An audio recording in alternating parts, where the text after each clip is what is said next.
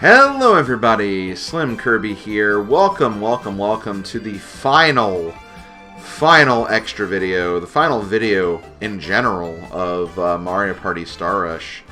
So yeah, we're going to be finishing up the rest of the game here, so not really a whole lot I need to talk about as far as like what we're showing off here. We're basically showing off anything we missed. I'll be going over kind of the basic unlocking tree. I'll be showing off the character museum as we have highlighted right now, and just anything else I feel like worth mentioning I'll talk about. So first of all, when you're on this screen here, the mode select screen, if you press up on the D-pad, you can take a look at the background and see like the giant gold Mario statue there. Now there might be like some changes based on like if you unlock certain things and stuff of that nature. I'm not 100% sure, but yeah, that's basically what you can do on here. So the next thing I'm going to be talking about, let me get back to the character museum, is the party level, as you can see in the top right of the top screen. Now I've alluded to this before, but the party level is basically how you unlock stuff. You start at level 1, and at the very beginning of the game you only have Toad Scramble. So as you advance levels by getting party points, you unlock other modes. So you start with Toad Scramble. At level 2, you unlock Coin-Athlon. At level 3, you unlock Balloon Bash. At level 4, you actually unlock Toadette to be selectable in all the modes that she's selectable, and she also appears in Toad Scramble. At level 5, you unlock Rhythm Recital. At level 6, you unlock Rosalina. At level 7, you unlock Mario Shuffle. At level 8, you unlock Donkey Kong. Level 9, you unlock Boo's Block Party. Level 10, you unlock Challenge Tower. At level 11, you actually unlock both Diddy Kong and the Dr. Mario Chill music for Rhythm Recital if you hadn't yet. Then at level 12, you unlock the Master difficulty. And then finally at level Star, which is the level we're at now, which is after level 12, you unlock the credits, which we'll be taking a look at the end of the video. So that's basically it. For those party level options, that's how you unlock everything. Just advance levels, play the game, and you'll get all those modes over time. Generally, if you just do like a straight playthrough of Toad Scramble and unlock everything, you'll pretty much get a lot of those things right off the bat, because that's probably the fastest way to earn points. But yeah, that's pretty much how you unlock stuff in this game. Next, you have the multiplayer mode. Unfortunately, I can't really show that off, but as far as multiplayer is concerned, basically the modes you can play multiplayer is you can play Toad Scramble, Coin-Athlon, Balloon Bash, Rhythm Recital, Mario Shuffle, and Boo's Block Party. Now, the interesting thing is, for the last three, Boo's Block Party, Mario Shuffle, and Rhythm Recital, you cannot play via download play. You can only play these with local play. But with download play, which means basically only one person has to own the game, and then you go through the 3DS options menu and then play download play, you can actually play the other three modes, which are Balloon Bash, Coin-Athlon, and Toad Scramble. Those three are only available through download play, but download play can only use those three modes. With local play, you can play all six, no problem. Now, I will say, I don't know if it's just like bad connection whenever I've tried playing like multiplayer with people, but the thing that is really, really bad that I find with a lot of these handheld Mario Party games is that the local play and download play is absolutely terrible. Just because the lag is really bad. I find myself losing connection to the people I'm playing with quite often. The few times I tried playing this game multiplayer with people, like, it was so unbearable. It was really, really bad. I don't know if it was just, again, the connection that we were trying to use at that point, if maybe there was like a lot of interference, because I mean, we were at a convention, I guess, to be fair, so that may have been the reason for that. But yeah, it's not great. It's part of the reason why, well, in theory, it's probably the reason why a lot of people want online play. But the problem with online play is I feel like if they can't get local play right, then online play is probably going to be even worse. So I don't know. Like, it's hard to say. Like, it's hard to say. I feel like maybe online play, I guess, if it had the good enough server, it would be fine, but yeah, with how bad the local play and download play feels, at least whenever I've tried to do it, it just seems like, well, why try to go for online play if you can't even get the local play right? I don't know. Those are just my personal experiences. It's definitely a reason why, well, one of the reasons why there's no like actual multiplayer content for these, because you know, I feel like even if I had people around to play this game with, it would be just not really a great experience. Maybe some people have had better experiences, like I'm willing to admit that could be a possibility, but as far as my own personal experience, I've just not had really any good luck with download play or local play, so that's just kind of my 2 cents. Take it for what you will, and yeah, that's pretty much that. So next up, we're actually going to be moving on to the minigame mode, which I believe this is actually a lot simpler than it is in other Mario Party games. Where in other Mario Party games, you kind of had like a couple of modes inside here, but for Star Rush, I think it's just straight up like just choose the minigames you want to play, and that's it. If I'm not mistaken. Yeah, that's pretty much what this is. That's exactly what this is. So you have like all your mini games. You have Free for All. These are all the games that we played through Toad Scramble and Balloon Bash. And believe it or not, we have actually played all of these. Like every single one of these mini games was shown in the project at least once. So thankfully, because of that, I do not actually have to show any of these to you guys. So don't have to worry about that. Boss battles. There is one game we have not seen yet, and that is one of the Bowser games here. And I believe it's Bowser's Shocking Slip-Up, because yeah, we did the Bowser Space Race, we've done the Hit or Missile Mania. We have to do Bowser's Shocking Slip-Up, so we'll play this one really quick. Of the 4 or 5 times we fought Bowser in this playthrough, we did not get this minigame, so we'll need to see what this is like. Hit the item boxes to give Bowser a shock. So, well,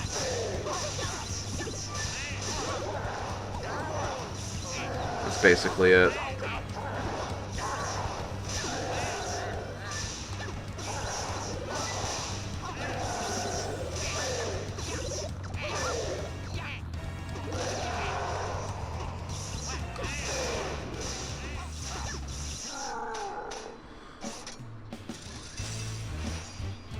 Honestly, I'm kind of glad we got what we did play, because honestly, I think this is probably the worst of all the Bowser games, at least that I've noticed so far.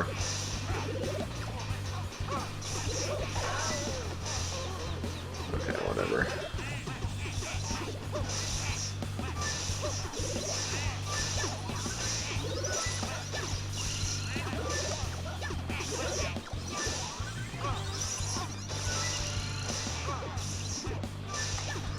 You can get in kind of a nice rhythm like I am right now, but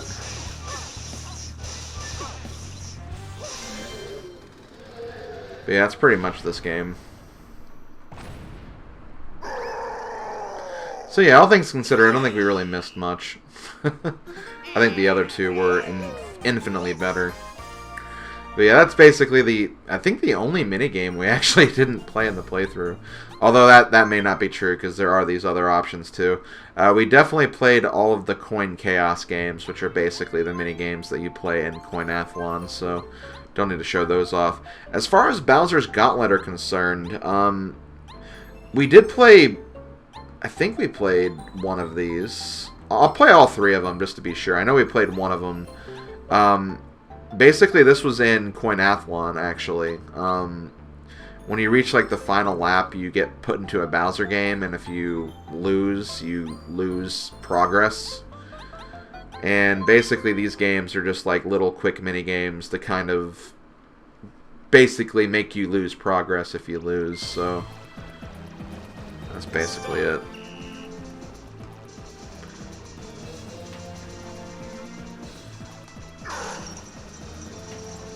I kind of like this one because it kind of reminds me of Super Mario World. The whole, like, fence mechanic.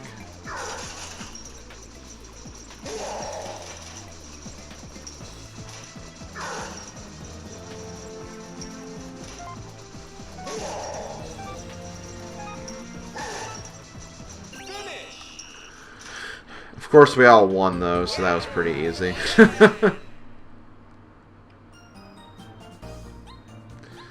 But yeah, minigame select. We'll now play the other two. I feel like we played the last one. I feel like we played Fire Hazard. Next up, we have Power Bomb.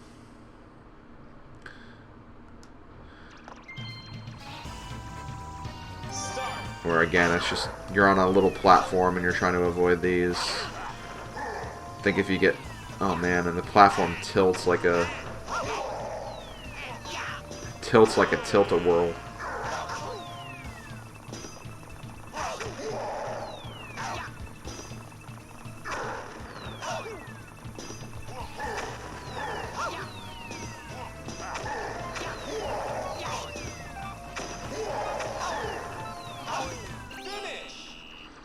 And we made it. I think the way it works for Coinathlon is like the sooner you get knocked off, the more progress you'll lose. So if you make it all the way to the end and fall off, you won't lose as much as if you fall off at the very beginning. If I'm not mistaken, anyway. And then I'll just play this one again really quick because it's a mini game and it doesn't take too long. Again, these are all like 30-second mini games, so you're not really losing a lot by playing these.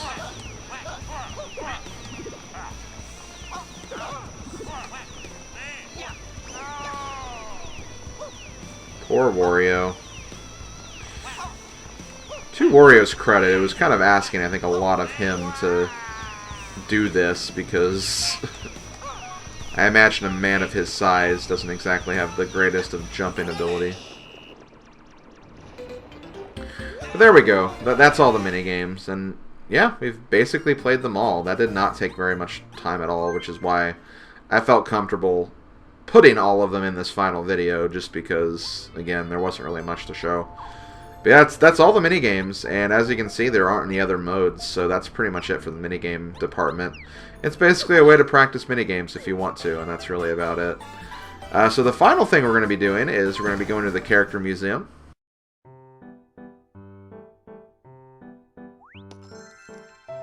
Okay, so this is actually the second time of me recording this. For some reason, my capture card decided to just crash while I was recording the Character Museum here. So hopefully it does not do that again. It should be fine as far as I know, but just going to be watching things just to be sure. But yeah, this is the Character Museum.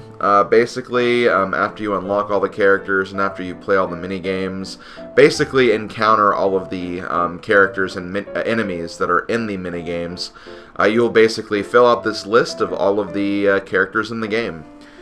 As I said before, you have all the playable characters, you can see their models, you can actually perform actions with them as well.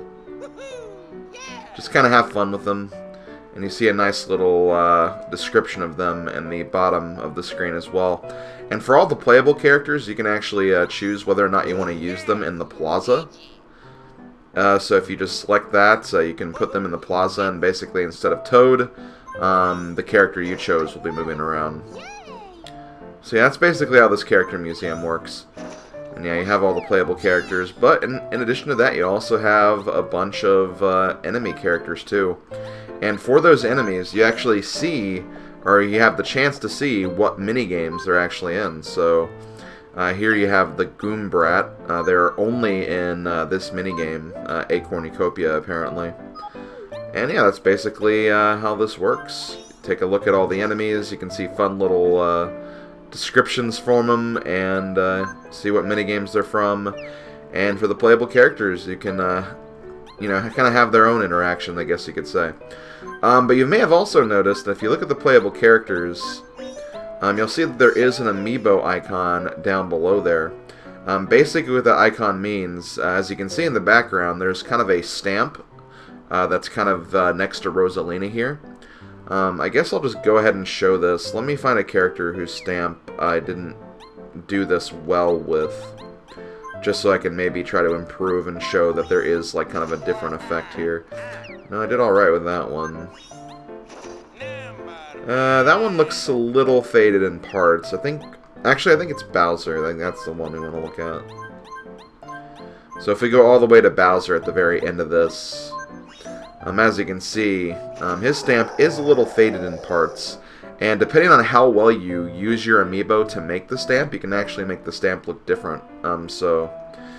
Just for fun, I guess we'll do this. Let me grab my Bowser amiibo. And I guess to start, let's kind of do a terrible one just to kind of start. Whatever. And look at how bad that is. We don't want to use that. Let's try that again.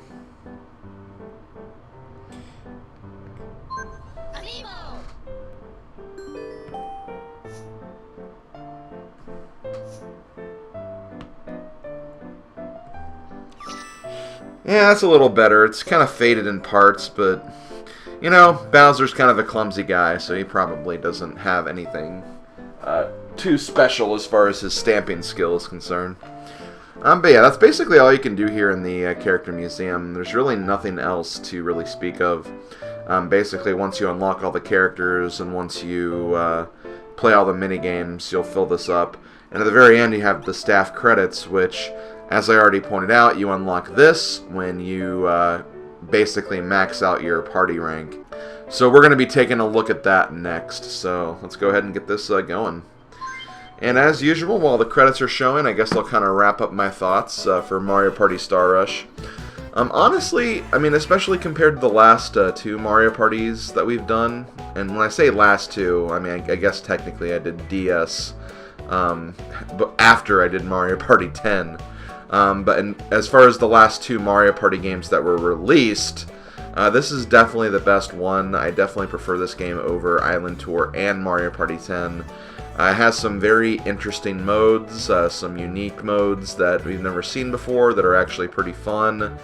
Unfortunately, though, the game, while it does offer some cool things, I think it does still kind of fall short in a couple of areas. I just wish that a lot of the modes were just kind of more developed, more time was spent on them, and it just kind of seemed like for a while the Mario Party developers kind of were in a mindset where it's like, let's try to include as many modes as we can, let's not worry about making them like huge modes, we'll just try to make as much content as we can. Which, honestly, I love a lot of content, don't get me wrong, but it's like, I want that content to be developed, I want that content to be balanced, I want that content to kind of make me want to come back to the game over and over and over again.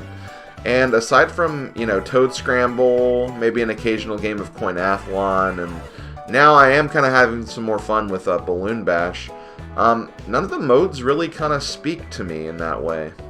And you have a game like Mario Party 1, a game that I absolutely love, that I've been playing for years, I'm still playing to this day, and like that game just keeps wanting me to come back, and I keep wanting to play games, even if I'm playing like the same boards over and over again. I just find it more fun than I find a game like this, which is still fun, just not long-lasting fun, and that's kind of my problem with, you know, not only this game, but also just a lot of the Mario Party games in modern years as well. I feel like they could be doing more with Mario Party, and I wish they did, because there is a lot of fun, and there is a lot of potential. We saw it in this game, there's a lot of really fun modes here. I just wish they were expanded on a bit more, and it's a shame that they're kind of not. That's my own personal opinion. I know that there's some people who, you know, might disagree, who might think this game is great, and, you know, to them, more power to them. As I said, I just wanted a little more from it, and that's really all it is. So as far as the next Mario Party game, the next Mario Party game in the lineup is, if I'm not mistaken, Mario Party The Top 100, a game that came out to kind of celebrate the history of Mario Party minigames. To be honest, I have actually not played that yet. I do have the game. I just, for some reason, have not played it yet. I kind of felt like I was in a mindset where I didn't want to play the game until I did the Star Rush playthrough, just so I could kind of focus just on that game for the Let's Plays. So that's kind of what I was personally thinking when I was making that decision. But yeah, I'm looking forward to that. It is, again, kind of a celebration of the history of Mario Party minigames.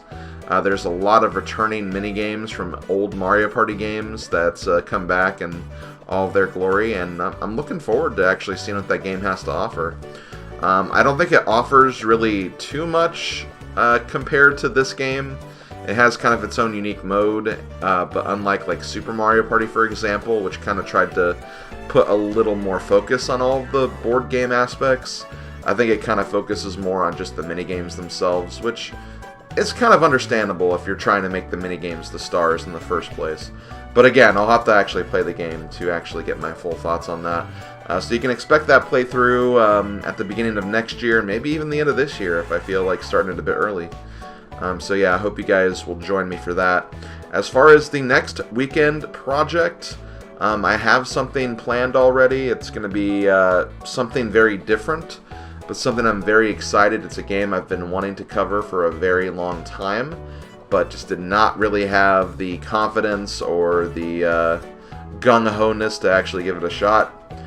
Now I think I'm ready. I hope you guys will join me for that, and yeah, hope you guys enjoy when it releases. This has been SlimKirby. Thank you for watching, everybody, and thank you for joining me for Mario Party Star Rush. See you guys next time. Later, folks.